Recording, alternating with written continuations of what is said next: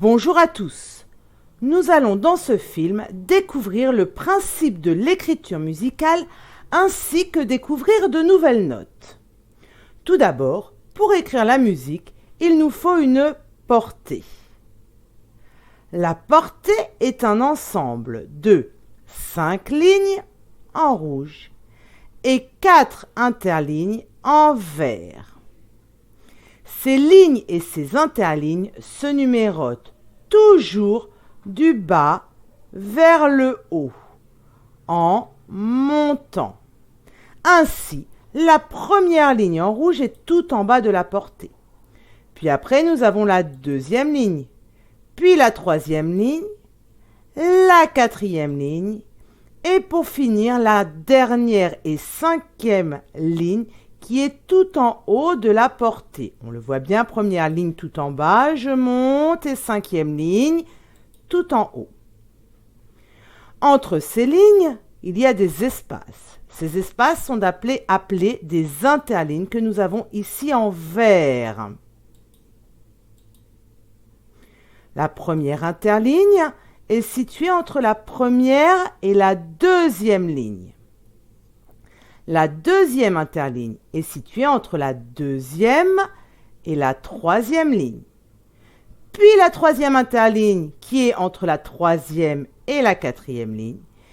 Et pour finir, la dernière et quatrième interligne qui est entre la quatrième ligne et la cinquième ligne.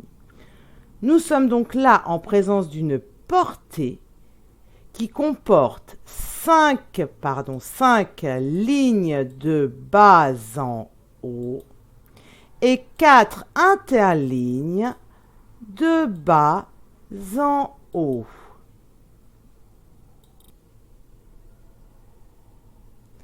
Cette portée, ici, nous permet d'accueillir, de porter les notes. Les notes s'écrivent avec des petits ronds que je dessinais en haut, certes bleu, rouge et vert. Vous allez très vite comprendre pourquoi des couleurs différentes.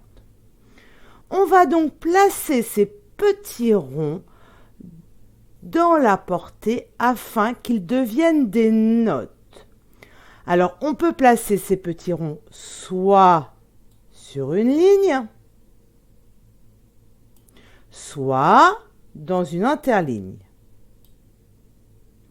Cette portée est donc comme un escalier pour les notes qui vont monter progressivement. Ainsi, la note la plus basse, la plus grave, va se situer tout en bas de la portée, tandis que la note la plus haute, la plus aiguë, va être tout en haut de la portée. Et entre ces deux notes-là, les notes empruntent un escalier sur la première ligne, dans la première interligne. Sur l'étage du dessus, ça va être la deuxième ligne. Puis la deuxième interligne. Puis l'étage du dessus, ça sera la troisième ligne. Et l'étage encore du dessus, la troisième interligne. Puis la quatrième ligne et la quatrième ligne et la quatrième interligne. On voit ainsi que les notes montent progressivement de ligne en interligne. Ligne, interligne, ligne. Il nous reste alors les deux petites notes bleues. Qu'en faire? Eh bien, je peux en placer une tout en dessous de la portée et une autre tout au-dessus de la portée. Les notes montent donc, je les répète, progressivement de ligne en interligne, tel un escalier. Ligne, interligne, ligne, interligne, ligne, interligne, ligne, et on arrive au-dessus de la portée.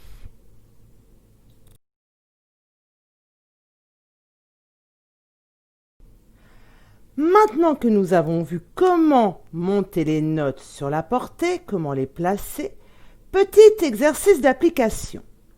Je vais placer une note en rouge dans la portée.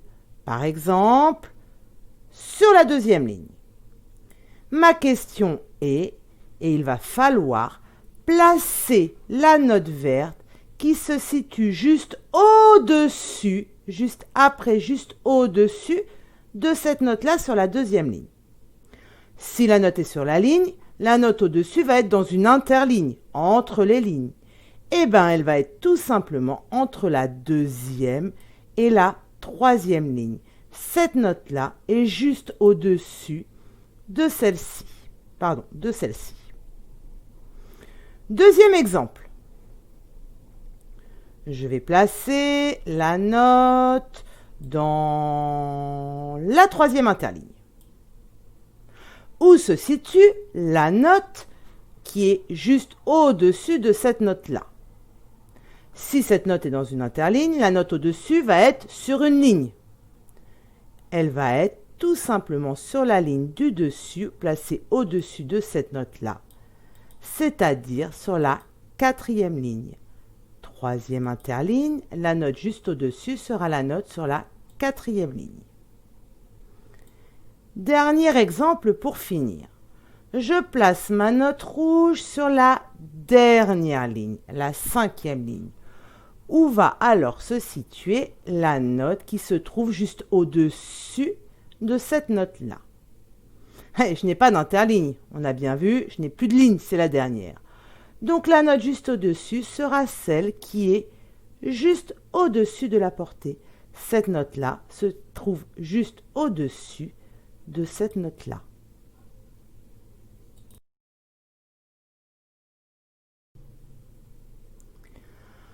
Autre exercice d'application. Cette fois-ci, nous allons trouver les notes qui se trouvent juste en dessous d'une note proposée.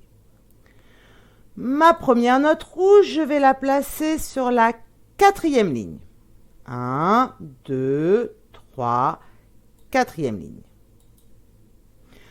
Où alors va se trouver la note qui se situe juste en dessous de cette note-là? Puisque cette note-là est sur une ligne, la note qui se situe en dessous va être dans une interligne. Et elle va être dans l'interligne qui est juste en dessous de cette note-là. C'est-à-dire dans la troisième interligne. Cette note-là est juste au-dessus de celle-là. Ou alors, cette note-là verte est juste en dessous de cette note-là rouge. Deuxième exemple. Je vais placer ma note rouge dans la deuxième interligne. Où se trouve la note qui se situe juste en dessous de cette note rouge? Puisque cette note rouge est dans une interligne, la note juste en dessous sera sur une ligne. Et elle sera sur la ligne juste en dessous de l'interligne concernée. Donc là, je suis entre la deuxième et la troisième ligne, dans la deuxième interligne. La note qui se trouve juste en dessous se situera donc sur la deuxième ligne. Cette note-là est juste en dessous de celle-ci. Dernier exemple. Je place ma note sur la première ligne. Voilà. Où se situe la note qui se trouve juste en dessous de cette note-là? Je n'ai plus de ligne. C'est ma première ligne, il n'y a plus de ligne en dessous. Donc la note qui se situe juste en dessous sera tout simplement, complètement en dessous de la portée.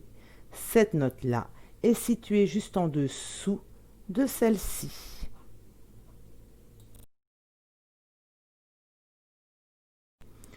Nous avons vu jusqu'à présent 3 notes en clé de sol.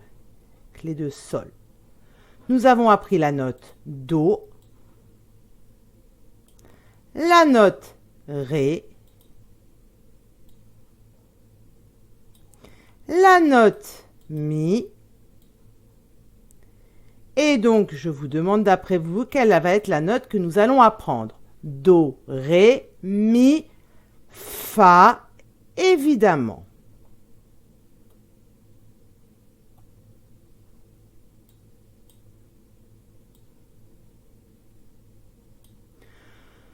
La note Do, je le rappelle, est la note qui est complètement en dessous de la portée et qui ne touche pas la portée.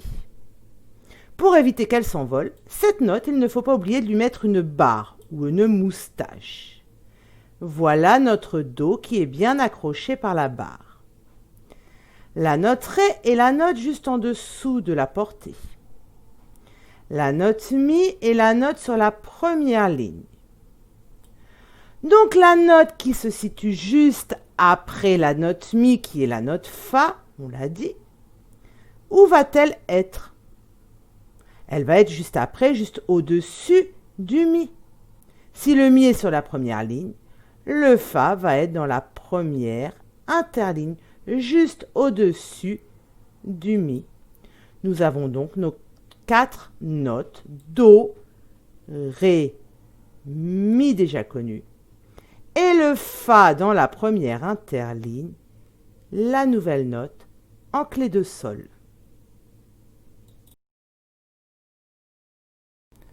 Nous voici maintenant en clé de Fa, la clé de Fa. Nous avons vu 3 notes en clé de Fa, le Do, enfin 2 notes, pardon, le Do, le Si, et on va aujourd'hui apprendre une 3e note. Quelle va-t-elle être d'après vous? Do, Si, nous descendons. Je rappelle les noms des notes en descendant. Do, Si, La, Sol, Fa, Mi, Ré, Do. Si j'ai le Do, si j'ai le Si, ma 3e note ici sera effectivement, comme vous l'avez deviné, Do, Si, La.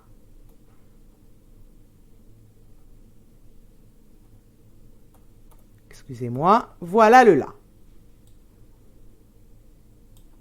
Je rappelle que le Do, c'est la note qui est tout au-dessus de la portée, sans la toucher. Et tout comme en clé de Sol, on n'oublie pas d'y mettre la barre ou la moustache pour pas qu'elle s'envole. Voici notre Do. Le Si, c'est la note qui est complètement au-dessus de la portée, mais qui touche la portée. Le Si. Donc le La va être la note qui est juste en dessous du Si. Souvenez-vous de ce que nous avons fait il y a quelque temps dans ce film.